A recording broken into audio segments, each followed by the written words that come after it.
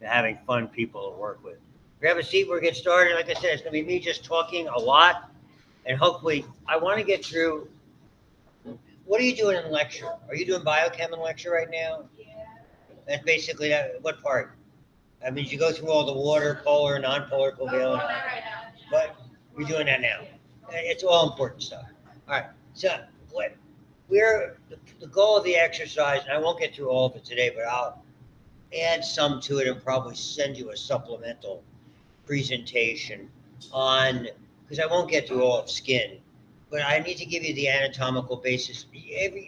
I don't know if Dr. Robbins does it, and I'll check how much he goes into skin in lecture or if he relies on it in lab. I'll know more Friday. We're supposed to have a meeting. Now you're in this lab, so I mean I know what's going on.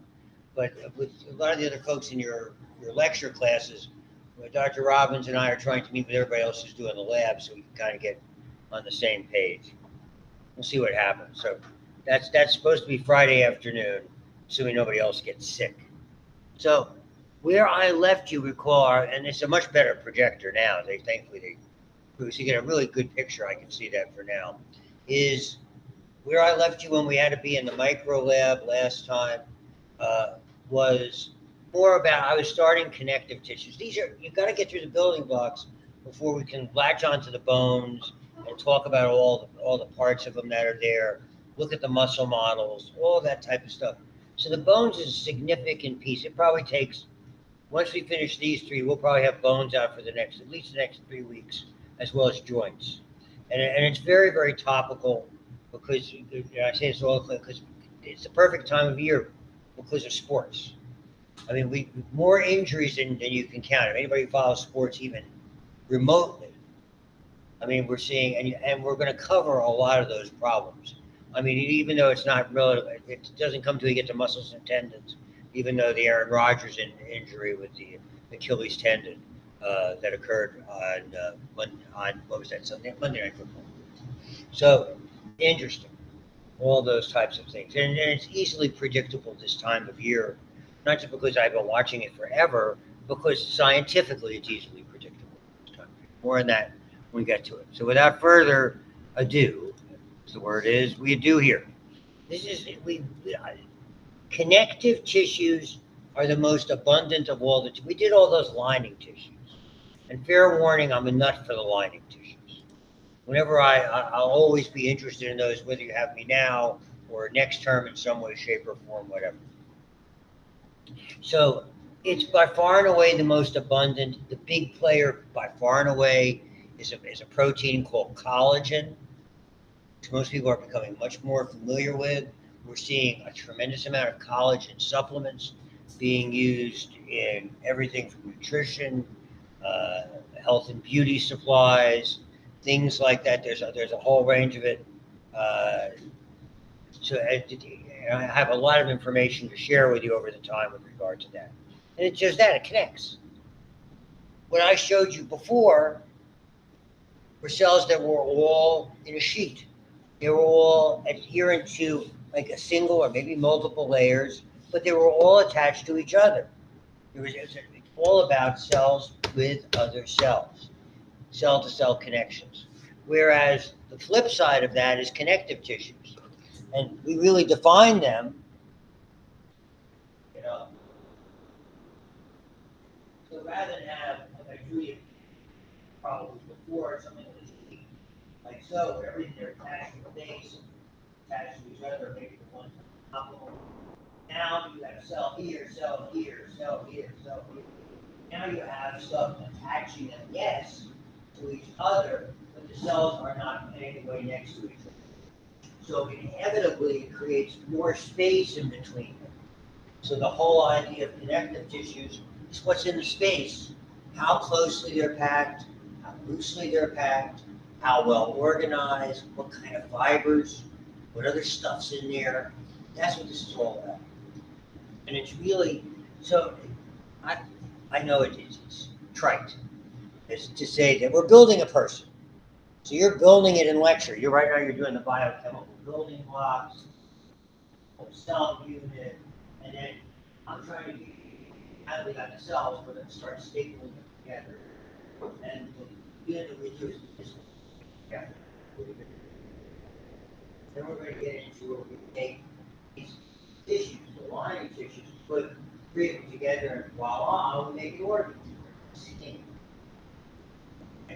You want to think of it, we have more skin really than almost any other organ.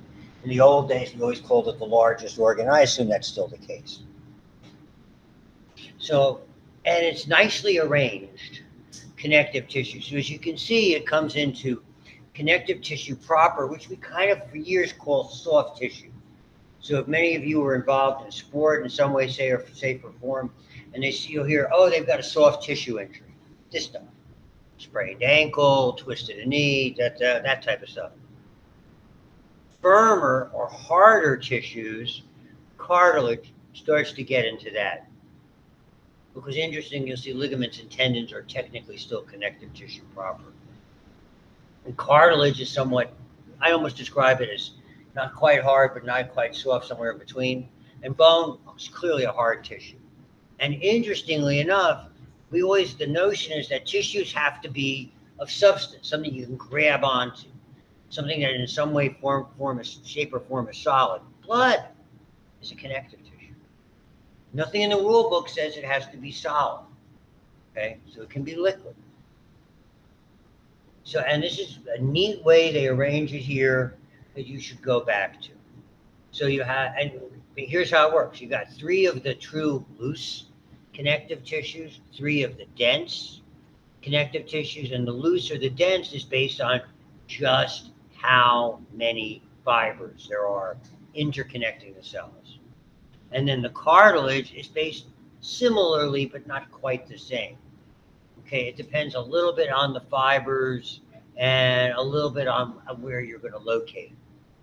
In general, the cells in loose and dense connective tissues are all typically start from the same line.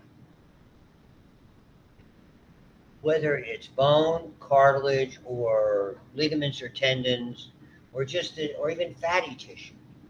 All of that, the origin of the cellular basis for a lot of these comes from a fancy thing called mesenchyme or mesenchymal cells. These are embryological tissue that effectively is a stem cell that makes up all other cells. And the neat thing about this is that cells that start as fibroblasts can, under the right circumstances, become cartilage-making cells, chondroblasts, and even further can become bone-making cells or osteoblasts. So we have the unique capability to be able to things can morph and change with signals that are not necessarily clearly understood. So they really are, these mesenchymal cells are something that are utilized a lot. I mean, some of you may or may not be familiar with what became somewhat popular in the last 20 or 30 years, and as we began to explore the utilization of stem cells, whatever you're feeling ethically that might be, and it's somewhat controversial, is people will save umbilical cord blood because it's rich ostensibly it's rich in stem cells, and utilize that, freeze it effectively, preserve it for some time in the future if we ever get to the point where we can start to grow organs. And it would be your cells, so you really would avoid any kind of ethical confrontation about using something, aborted babies and that type of stuff, which is really where it comes from. And I don't want to get into an ethics discussion about that because I'm not equipped to do it. I'm on the science end, not the ethical end. And if you're going to have a discussion, you need somebody who knows a bit about what they're talking about. That's not my ball wax, so to speak. So I think you'll find it interesting. Let's look at it. They all have this, what I'm saying, a common embryonic origin from mesenchyme. They don't all have a great blood supply. The lining cells didn't have a blood supply at all, but they have connective tissue right next to it that does. Not all of these tissues have blood supply. Doesn't mean they aren't vital because they can get it from the environment, but there's different nuances with this. So cartilage doesn't have any, where bone has great blood supply. Okay, all the cells, what makes it unique are three things. You have a certain kind of cell that makes all the stuff. You have something called the ground substance. The ground substance is kind of like this, an extracellular matrix, which concerns sort of a protein and sugar mixture that's sort of like a gel. It may be a very, very loose gel, or it may be a very, very firm gel. It may be soft. It may be buoyant. It may have different characteristics. And embedded in that are fibers. So you need cells. You need this thing we call a ground substance. And we add fibers that embed into it. Now we have something called a matrix. What they do in construction, and all you see around Pennsylvania right now, look at my neighborhood, is road construction. And what they'll do to reinforce the concrete, they use something, if you're not familiar, called rebar. And you'll see it when they tear up a road. They'll bring up concrete and there'll be wires in the concrete. So what they do is they put like a wire mesh and pour concrete into it. That combination structurally makes the concrete more resistant to cracking and splitting. This is, if you want to make the analogy, is almost biologically similar because it results in a lot more stability and sturdiness of that. So to me, it's pretty interesting because it's interesting how many things we use that imitate what's actually already in our bodies that are there. So the matrix supports the cell, tension, abuse. Okay. Ground substance, fibers, cells, the three big elements. And so depending on the composition, they're either soft, they're filled with air, they're filled with fat, they're filled with water, it doesn't matter. But they all have different characteristics. So the ground substance, and I'm just giving it to you more generically without getting into this, again, the same detail I'd use in my advanced anatomy lab, I wouldn't give to you. What's nice about this is things can move through it for the most part, fairly easily. So there are different things that are there. This is typically the fluid that's between our cells. It's very similar to the fluid that's in our cells. You're going to see there's different proteins that help the cells attach to one another. These are interesting. When we start to get to cartilage, what gives cartilage this sort of resiliency, it's almost like at home, like we do, we have like a rubber mat we'll stand on in the kitchen if you're going to be standing there for a long period of time doing something. Or if you're at checkout in Target, or as we like to say, Target. Because I don't want to just go to Target. So the checkout people will stand on a rubber mat. Okay, so it has a certain amount of give to it. That's cartilage. These proteoglycans are a combination of sugars and proteins. And these are famous names, chondroitin sulfate and hyaluronic acid. We see them in joint fluid. We see them in a variety of other structures. You maybe know somebody who takes chondroitin sulfate and hyaluronic acid with something called MSM to treat their arthritis. It's a precursor to a lot of joint-related products. So it's something that's around in a lot of living systems. They've been giving it to animals for years to deal with early onset arthritis. When you have a lot of purebred dogs, the way it became very popular, they have more problems with that, as opposed to that very cute dog you just saw, who's he is a designer dog, but he's really not a whole lot different than a mutt in the fact that he's part poodle and part Irish setter. Irish dude. Which means he's a little crazy. But interestingly, those dogs tend to do a little bit better because you don't have his purebred genetic tendencies, which is something that happened. We had a wonderful golden retriever. The whole neighborhood was in love with him. And he was giant. He only lived to be about 7 years old. And he had hip problems and heart problems because they purebred. They want big, love children, but those are genetic characteristics. So you end up with homozygous recessive potential problems. what's interesting, and they used to have an illustration in the text, it looks like a bottle brush that you'd use to clean out a baby bottle, or a bottle brush you use in the chemistry lab, and you have all those bristles, and those bristles are the proteins, and they hold water.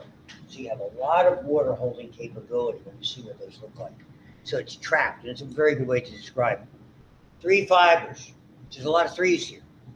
The 3 fibers: collagen, most abundant, thickest, toughest, strongest, most abundant protein in our body. Elastic fibers, stretchy, okay? A little thinner. Reticular fibers are like a thin coated collagen. And what they do, whenever you see an abundance of them in certain kinds of tissue, they act like what we would call a strainer, a sieve, a column. Okay? Some stuff can pass through and some cannot. So we use variations on this in a lot of areas. You're going to see the distinction between blasts and sites. Blasts are immature and they're making the stuff. And these blasts, fibro for fibrous, chondro, which is the prefix for cartilage, osteo, the prefix for bone, all of them can kind of interchange. Again, they're a stem-like cell. What the signal is that makes a fibroblast become a chondroblast or a chondroblast become an osteoblast, we don't know. And there's another stem cell that's in the bone marrow, and you'll learn more about that in the second part of this course in AP2 when you look at the bloodstream, because all your blood is made in your bone marrow. Site, when you see fibrocyte, chondrocyte, osteocyte, means it has matured. Doesn't mean it stopped doing stuff. It's just not as busy in that regard. It's doing more maintenance work rather than growth work. In connective tissues, we see all the different kinds of white blood cells, mast cells, which are really a modified white blood cell that plays a role a lot in allergies and foreign body reactions. Macrophages, which are also a scavenger white blood cell. They're the cleanup crew in our body. When you scrape your skin, okay, if it goes down into somewhere, you're going to have macrophages coming along, gobbling things up. If you twist your ankle, okay, and it swells, what's going on inside, microscopic debris, microscopic cellular remnants are being sucked up by macrophages. You'll learn about that in a variety of levels here, perhaps most elaborately when you look at the immunological system. And again, that's AP2. AP1, you learn more of the structural basis, and you kind of try to put the puzzle together later. I'll try to put the puzzle together for you a little bit. It's what I do. And that's why I came here, even though I just think you get more when you hear me telling you about it, and then I can show the pictures of the dog. Opportunity to laugh.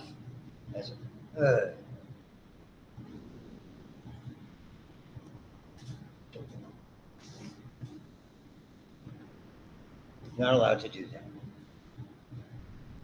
So this is a classic example. This is under all those lining cells, under each one is that stuff. That's called loose, because the fibers are spread out. Areolar, that means air is in there. So there's lots of space in there filled with cells, with fibers, with white blood cells, with fibroblast cells, with all sorts of material, okay? And that, because of all that open space, nutrients can move easily in and out. Lots of blood vessels, lots of nerve endings. So you see a little bit of everything. And under every lining tissue, under every epithelial tissue, there's a layer of this, because that's where it derives its nourishment. So we'll look at those. This is back to those categories again. And they're just reiterating that chart. So we're going to look at the connective tissues. You already looked at one. Areolar. Now, whether you pronounce it areolar or areolar, it doesn't matter to me. Adipose, same stuff. Except what happens in a certain amount of our areolar tissue under our skin, in our abdomen, in our hips, and other areas, we accumulate fat. And when that empty space is filled with fatty cells, okay, we call it adipose tissue. It's there, it's normal in a lot of places. You have a certain amount around your heart, around your kidneys. We all have a certain amount for insulation. I mean, that's how we store energy. We need to have, women more so than men, around 5 to 15% of our total body mass being fatty cells, because you store a lot of cholesterol-based hormones, estrogen, testosterone, progesterone. Okay, so you need to have the notion that people need to lower their fat too low is mistaken.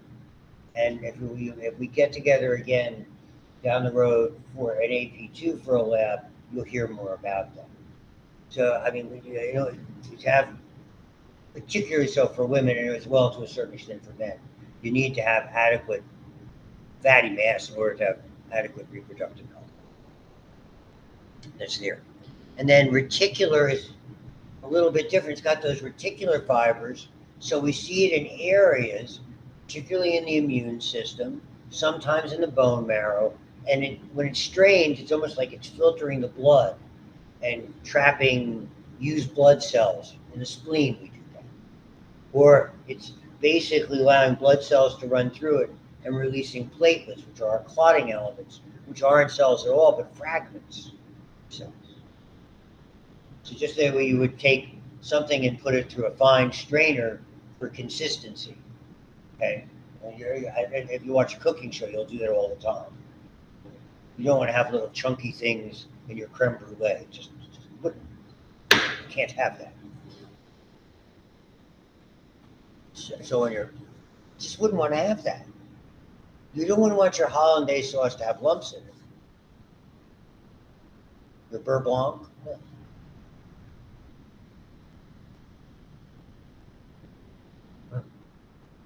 You don't cook. So here they are. We'll get to the denses in a sec. Areolar, everywhere, most widely distributed. Supports and binds, universal packing material. I wouldn't so much call it bubble wrap, but in that way.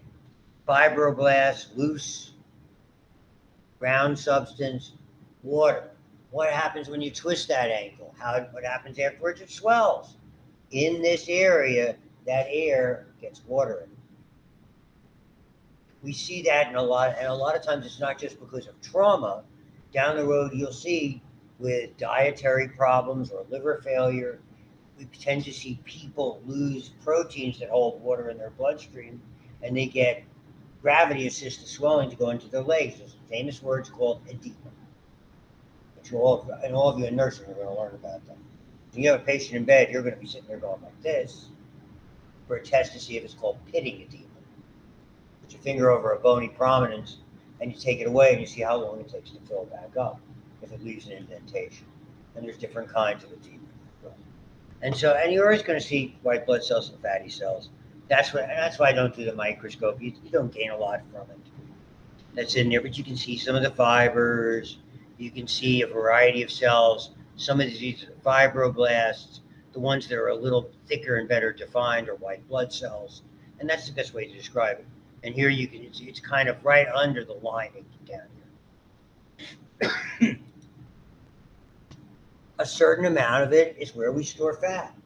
Now, if fat's normal, again, why some people have more than they should, you are nodding. Okay. So I'm not skinny. Sorry. I told you that. My wife goes, when I'm healthy, she goes, you better get in shape. And I look at her and go, round, it's a shape.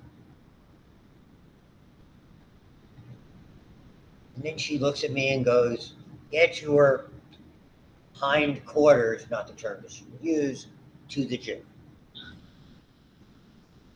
And I know how to talk to her. She tells me, like, I look at her right in the eye and I go, yes, dear. Right away, I'm on my way to the gym. See, I got it. You can't talk to me like that. So, there, sorry. Okay.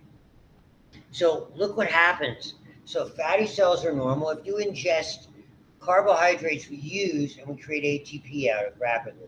If we don't use that ATP up in a minute, it basically is stored as fat. we don't have a lot of long-term fat storage, okay? Or rather carbohydrate storage. We have something called glycogen, which you'll learn about with muscle, with skeletal muscle in the liver, but not so much here. That's something you'll get to in this unit you're doing now in biochemistry. So there aren't a lot of storage carbohydrates that we utilize. Okay? So when tissues deteriorate, a lot of times, for instance, tissue that no longer functions and loses its integrity, sometimes filled with fat. We'll see this in the liver that's being destroyed, typically by alcoholism. So one of the things that is a precursor to cirrhosis, we see fatty depositions in bad areas of the liver. And what happens is the nuclei are almost overwhelmed by the fat and begins to deteriorate, and it causes some of the problems. So a lot of times we'll see that in structures that have not healed properly. Reticular, again, very hard to say. We see it again. Blood cells, lymphatic tissue, where we filter the blood, or a fluid called the lymph, which we sort of sift through looking for infection, viruses, faulty cells. So the body's doing that all the time. And I don't get a lot out of the pictures. Mostly white blood cells. It's a greater degree of magnification. So you can see 350 times, and you can see these reticular fibers. But really, they aren't a specialized cell. These are almost all white blood cells. This is what's called the white pulp of the spleen. The spleen has red pulp and white pulp.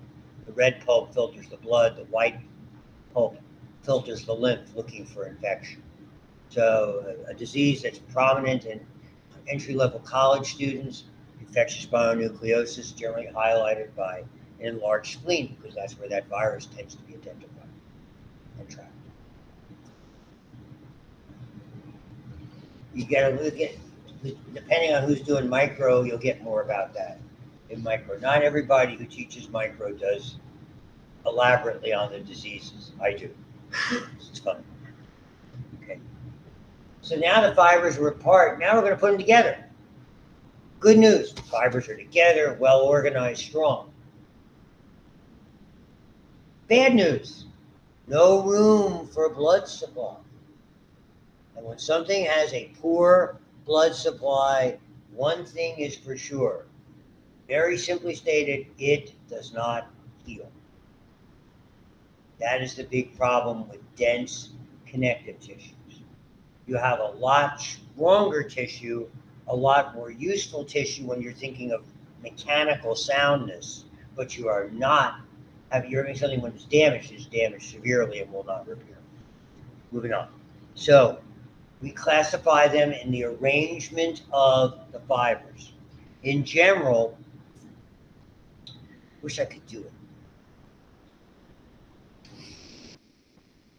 When we think of, they're going to talk about something called parallel bundles. Okay, when you think of parallel, if you're like me, I think of parallel lines and transverse. Remember that?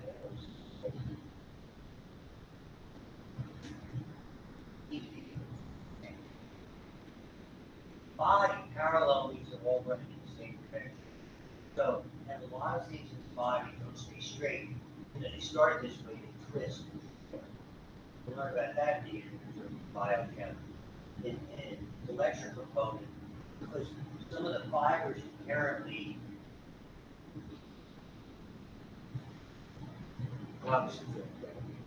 so fibers start my take.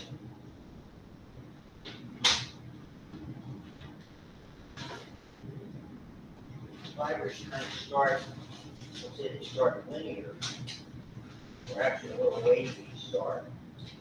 And what happens with fibers do this. It's great. So when you see the picture of tendon and ligament, you're going to see, imagine it as with a wavy stuff. In fact, it's almost called an alveolus. We do that all the time. Surgery will take monofilament stainless steel water, it's very low reactive. And then I hold one end, bring the other end here, my system hold this, and it gives that you twist, great. So if it breaks,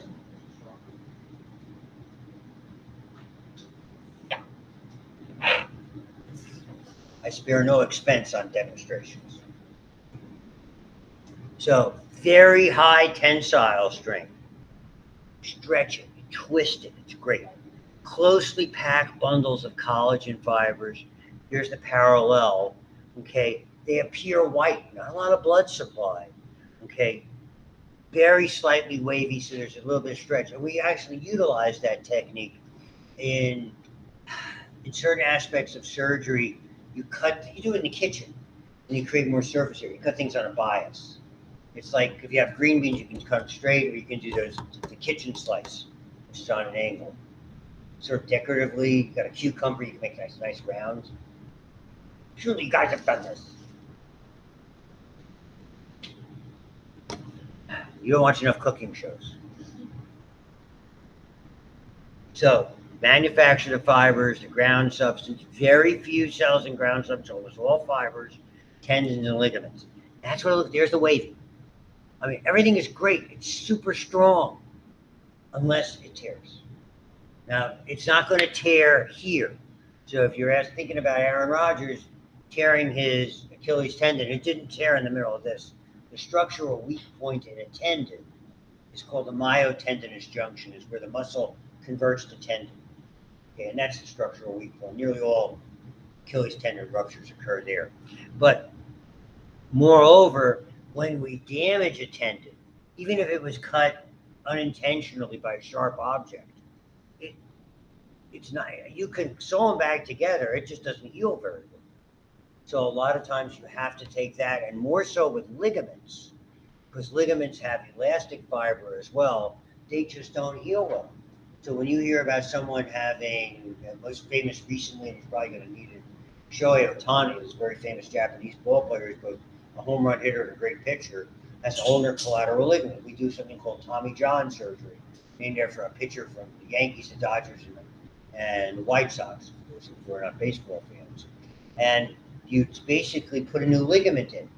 You don't sew that. You take the ligament from somewhere else biologically and move it to here. It's much more likely to heal. And it's not the ligament that you're really sewing in. A lot of times you'll have a little piece of bone at one end of the ligament and a little piece at the other. If you know somebody who had an anterior cruciate ligament, an ACL tear, like my middle one did, when he was 17, of course. You know, they took a graft from his patellar tendon and took a little bit of patella and a little bit of tibia and a little slip of patellar tendon, effectively, and inserted that into his knee to basically by a bone graft, because bone heals well, to replace that ligament. It's called an autogenous graft from you to you.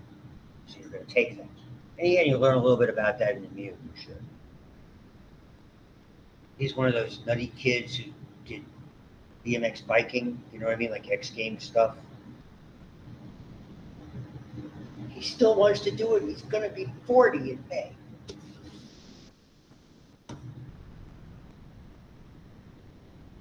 But boss wants to know when I'm done.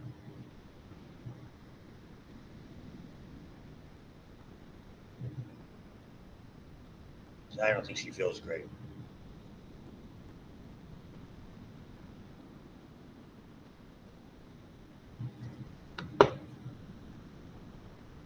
So dense irregular is very similar. We're going to see that there's a lot of that. That's when we get to the skin, you're going to see that makes up what's called the deep dermis. If you think of leather, whatever, again, if your feelings are about that or not, effectively when people made leather from animal hides, the part that's making the leather is the deep dermis. That's the really strong part that's used for that. So they take that skin, that deeper skin, because the other stuff really doesn't last very long, and that really becomes hardened and tanned and treated, whatever the process is for doing that.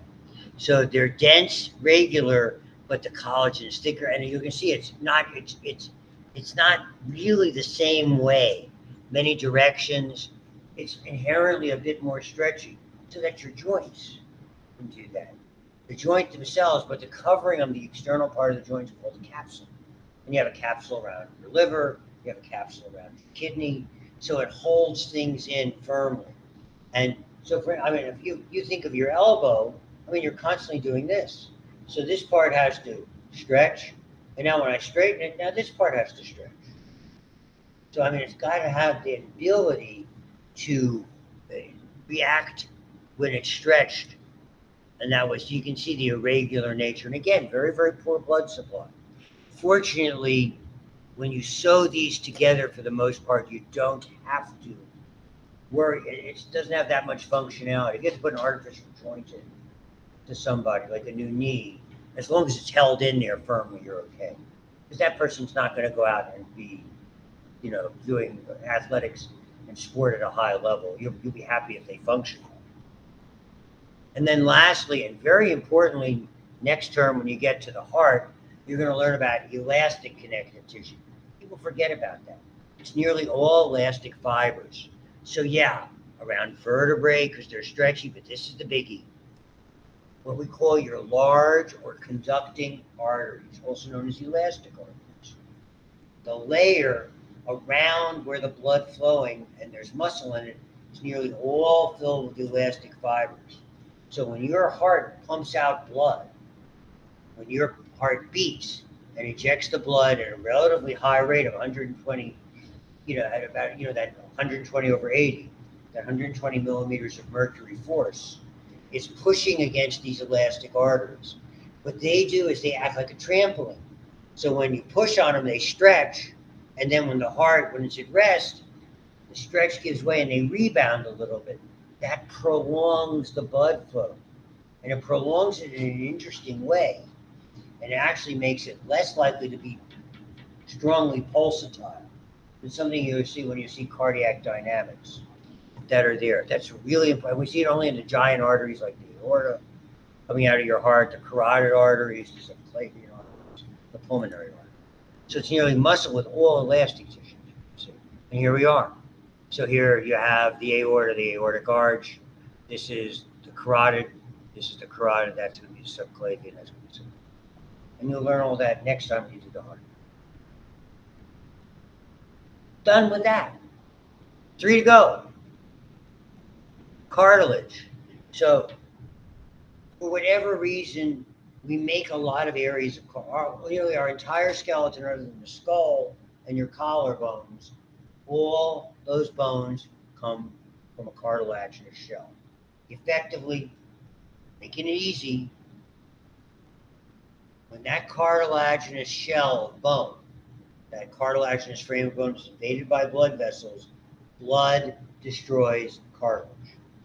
And it makes a transition from cartilage to dying cartilage to calcified cartilage and then to bone. So really, we almost transition our cartilage into bone.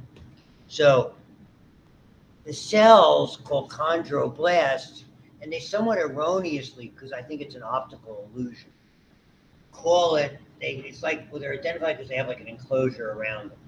It has, remember, this is a combination of ground substance and fibers. So the analogy I use is like painting yourself into a corner. So you're painting the floor and you're in the corner and the paint's drying over here and it's wet here. You don't want to move. So here you are, you're the cartilaginous cell, and there's an area of unpaint around you. Everything else is kind of uniform out there. I think a lot of things that we see under the microscope are optical illusions that they have to do with staining or the absence of staining. I think this is one of them.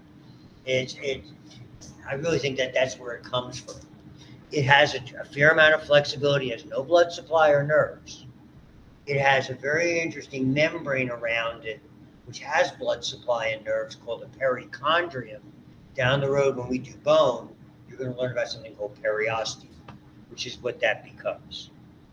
So hyaline cartilage, all your respiratory cartilage, your nose, your trachea, your bronchi, all hyaline, all your bones except for those few I mentioned, okay, nearly everywhere. Elastic cartilage, 2 places, your ear, your epiglottis, which is flexible enough to cover your windpipe, so you don't swallow. Like your mom said, don't talk when you eat. Your mom said that? Okay.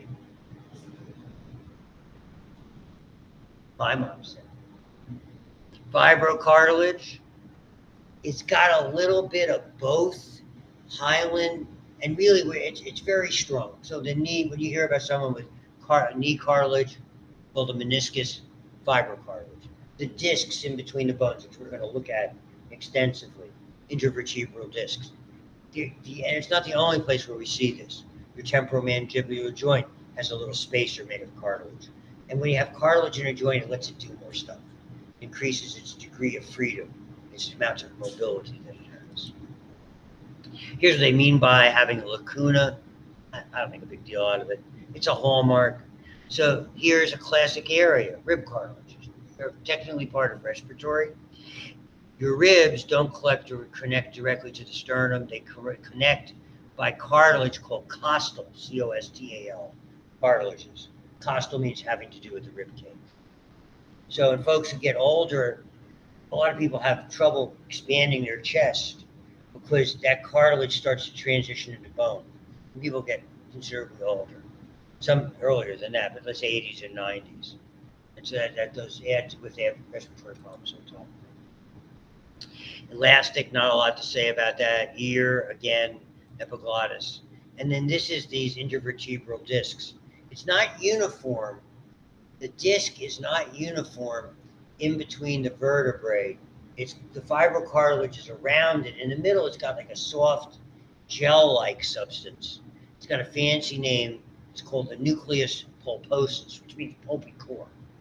And that's the remnant for all of you high school biology fans of something called a notochord. Ringing a bell? Okay. You know, vertebrates, invertebrates, chordates, is that echinoderms, starfish, mollusks, clams, oysters, mussels. Okay, that's, hey. So the three things that make a vertebrate, dorsal hollow nerve cord or spinal canal, pharyngeal pouches, which are eustachian tubes. In the adult, that's what's the notochord, which is that nucleus pulposus. So those are the remnants of our early vertebrate predecessors. No blood supply. Okay, it heals. Cartilage does not heal well. A lot of times, all we'll do is cartilage will grind away. When someone has a bad meniscus in the knee, they don't take it out. Nowadays, they're doing injections. You're using PEP or platelet-enriched plasma. And what they're doing is basically you're grinding a roughened area away, sucking out the little fragments, and you know that some kind of scar cartilage will form. Okay? And we do a whole unit on bones, so we're not going to do anything. And bone's an easy look. That's the easiest one to identify. They look like cortical bone, the hard shell of bone. Kind of looks like a series of tree trunks called osteons, and you'll learn about this time. Not doing blood, blood's liquid. Where are the fibers? I don't see them. The unique part about blood, the matrix, okay, the ground substance is liquid, not solid in any way, shape, or form. So when it combines with the fibers, it's still liquid because the fibers, you ready? They dissolve. The fibers in the blood are called fibrinogen. You're going to learn about the suffix ogen means precursor. Comes before. Okay, regenerates fibrin. Fibrin is what happens when your blood clots. Whether you cut yourself, let's say, for argument's sake, you release chemicals that start a chain reaction. That chain reaction, the end product, is to make the fibrinogen that's dissolved here come out of solution and become something called fibrin, which forms almost like a fishnet mesh that traps red cells and becomes what you and I call a blood clot. That's the easiest presentation of the clotting cascade. Again, next term. Yeah, we're not doing that. I'm sure the boss wants me home soon. Enough of that. A brief introduction to skin, and I'll let you go on your merry way, and then we'll be heavy into bones next time. Integumentary system, that means skin. Skin is not just skin. There's also a little bit on and skin appendages, which is hair and nails. They're very similar, they're not the same. Okay? So the unique, I guess the most unique thing that you can say about the skin is, okay, I mean, it's such an extraordinarily important covering system, and it's so large, we don't give it enough respect. So I'll frame it for you in the easiest way possible. The single most common kinds of cancer that 1 out of 5 of us will get is a form of skin cancer.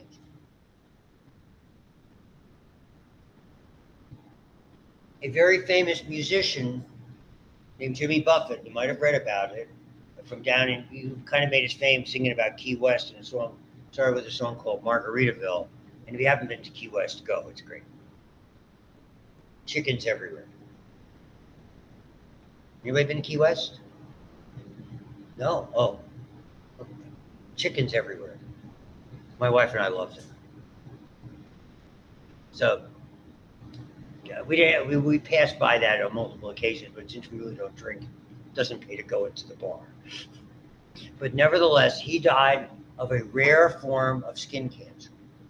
But the most common forms of skin cancer, about 1 in 5 of us get, called a basal cell carcinoma. Bad news, it's cancer. Good news, it's nearly 100% recovered. And it doesn't require chemo or radiation therapy. What's the biggest problem with it? Might guess, exposure to ultraviolet light. And not all of us are equipped to deal with it. And not all of those sunblocks are so good for you. You didn't know. We're learning much more about them. And so I don't know. I burn, I don't tan. I cannot tell you how many times I have called my daughter. My daughter is 37.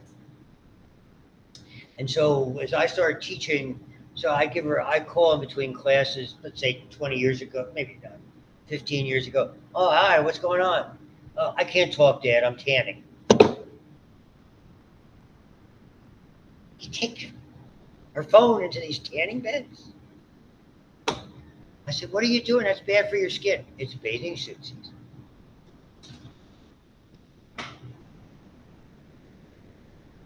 It's all right. I told her, she still hasn't listened. And at 37, she's not going to listen.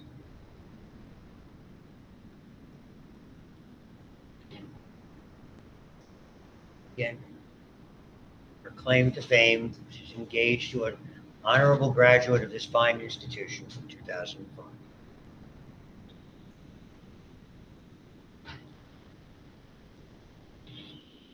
So, skin, hair and nails, appendages, the glands that are part of the deal. Every time you have a hair, you've got a sebaceous or an oil gland. Sweat glands are nearly everywhere. There's a few areas where they're not, but they're rare. So you get a little bit about that. Years ago, we used to talk about having 3 distinct layers. The epidermis, the outer layer, that effectively is dead, on the very outside. The dermis, and something called the hypodermis or subcutaneous. We know now that that's probably incorrect. Subcutaneous is part of connective tissue, and it's really not part of the skin. The name that we typically do use is called superficial fascia. Fascia is a generic term that is sort of Mother Nature's divider. So between skin and muscle is superficial fascia. And then between different muscles, there's other layers of fascia. And when we start looking at the muscles around bones in your leg and in your arm, they have a deep fascia that either divides them or binds them to the bone itself. Some of you who are athletes may have had something that involved muscles swelling against the deep fascia called a compartment syndrome, which is not a good thing to have, but thankfully treatable. The epidermis, okay, is strictly that, remember we learned about this, stratified squamous tissue. The interesting part about it is called keratinizing, because as it grows away from its blood supply, it dies. It's thick, it's on the outside, and as it grows away from its blood supply, those cells eventually die and become thick layers of a protein that occurs upon their death, forms just before they die, called keratin. a hard structural protein. A different kind, although similar keratin, makes up hair and nails. The dermis is 2 layers, and you heard these terms before. So you have stratified squamous keratinizing outside. The next layer underneath it, as under all lining cells, loose areolar connective tissue. Underneath that, dense, irregular connective tissue. Period. Those are the 3 layers that make up your skin everywhere. The skin's not all the same. Your skin on the palms and the soles is very thick, and the small of your back is very thick. The best way for me to give you the idea, thin skin heals quickly, thick skin takes time. So if someone had got a cut on their eyelid and we put a stitch in there, you probably leave it in for 3 days. In the face, maybe 5 days. In the upper extremity, 7 to 10 days. Lower extremity, 10 to 14 days. Palms and soles, 14 to 21 days. Thin skin heals rapidly. So it's not all the same. So the more delicate it is, it's like a good news, bad news. So the subcutaneous is part of the issue because it has some function, shock absorber, anchoring the skin to underlying structures, mostly muscles, a lot of significant nerves that are in there. If you watch it, and you'll see it, some of you live, some probably initially they'll show you videos of surgery. And when you make a cut into the skin spreads apart. If the skin, and it should be right down to fascia, because that's where the big blood vessels and nerve endings are to identify and get the heck out of the way. Classic example, you see this illustration all the time, every anatomy textbook I've ever used has this. Here's the epidermis in this brownish color. This upper area here is the superficial dermis, the loose areolar. And once you start getting down to the start of the hair follicle, all these big structures, that's deep dermis. The most noble, and you can see the openings. Hair is an opening to the outside, but also the inside. Sweat ducts or sweat pores, openings to the outside, but to the inside. So stuff can get in there. But look at that. That's the most significant part of this picture. It's right there. It's the, as you can see, it's not flat on flat. My illustration. So we have 2 flat things against each other, and they slip and slide. They're literally all in place. But if you kind of look what we have here, it's sort of like a hanging hole kind of a thing. It looks a little bit like foam mattress. I wouldn't know about that.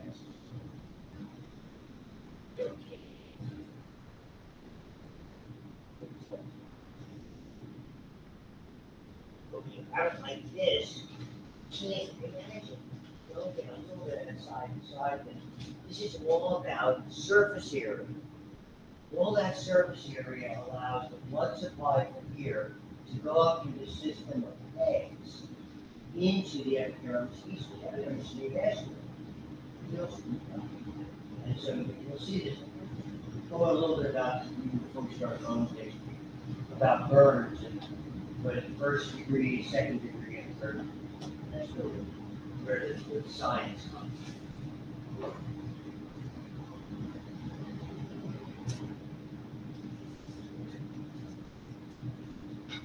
My voice has held for an hour. I'm impressed. So the epidermis, 4 cells. This is where that whole thing with the cancers came from. 90%, 75 to 90% are called keratinocytes. The cells make the keratin. It's excellent. The big player cell, tightly connected. We lose millions. Most of the time you don't notice it. You're bathing, you're washing your hands. Maybe there's some on your clothing. For many of you going into nursing, if you're going to treat older folks, particularly in the winter, up here, okay, or you've helped an old grandma or great-grandma or great-grandpa type of thing, you take their socks off, you ever shake like a powdery stuff out of it? It's cases. We see a lot of it around here in winter.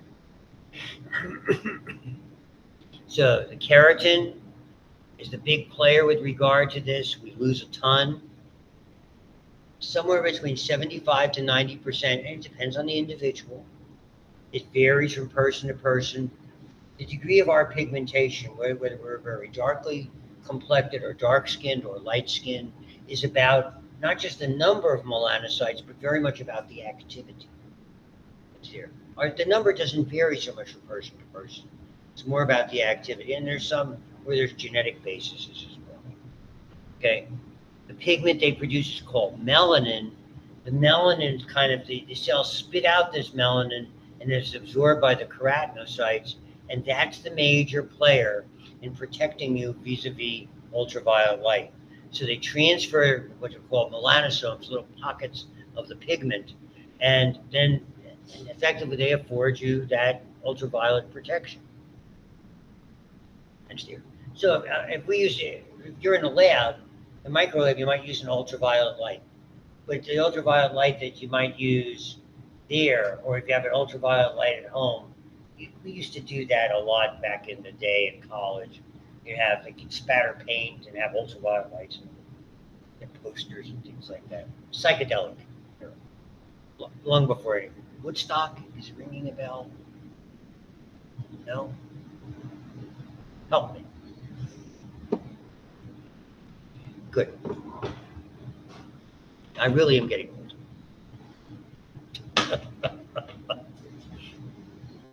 I have a great time talking to my friend who's the same age. Dendritic cells, so melanocytes, you'll see them. Surprised that didn't.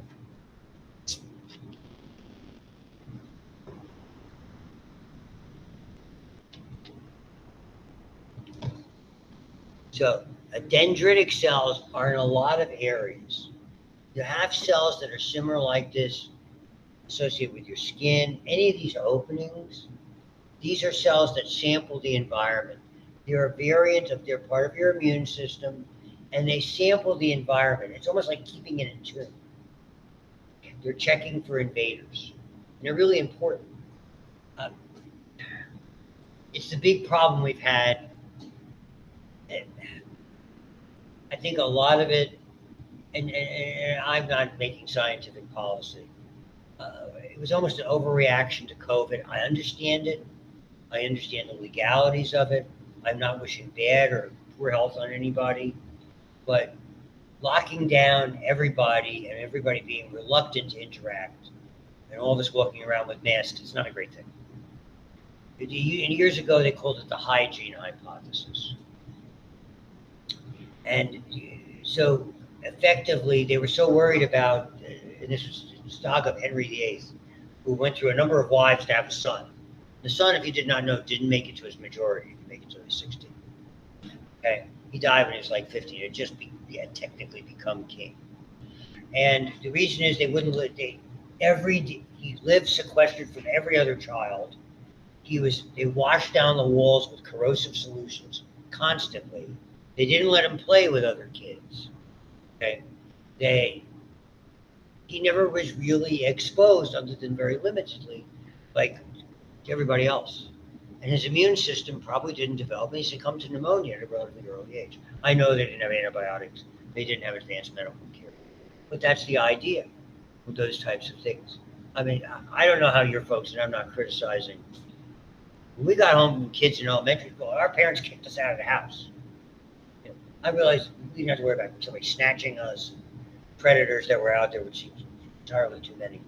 But, I mean, 3:30, you just got home from school. Dinner is at 6. I do not want to see you. It's raining outside. It's going to snow. Good. Stay another half an hour longer. It would be child abuse. No. That was parenting. That was our I don't know if it made it necessarily healthier, but the idea was that interacting with one another, and I'm always concerned that's going to happen. That we are going to overreact, and sometimes you have to survive this COVID stuff. We survived the Spanish flu. We survived the plague. We survived yellow fever, we survived smallpox. We'll get through this too. Okay? So these cells sample the environment, so you need to have some bad guys in the environment so your body knows what to do when it gets a hold of them. This is the one, this is the Jimmy Buffett cell. It's a specialized cell that sits on top of a sensory nerve called a Merkel cell, a very rare cancer. It's probably caused by a virus that's similar to HPV. That's the prevailing theory, called a polyoma virus. HPV is a papilloma virus. And I learned about those viruses. They all came under one heading called papova viruses. Papilloma, polyoma, simian vacuolating viruses, because we identified them in monkeys with simian. So now we've separated them with molecular biology. They affected this, and he succumbed relatively quickly. He did his last concert in May, and he's gone 3 months later. And I think it doesn't pay for me now after an hour to give you a short shift on that. Maybe I'll record some information about this, because it's pretty straightforward, and send it to you. And I will, when we come here, I would like to go over to do this. Next week, I'll do the skin cancer, and we'll start the bones, and have the bones out so we can identify them and start to, interact with them. Okay? So let's call it a day for an hour. My voice isn't going to take it. Thank you very much.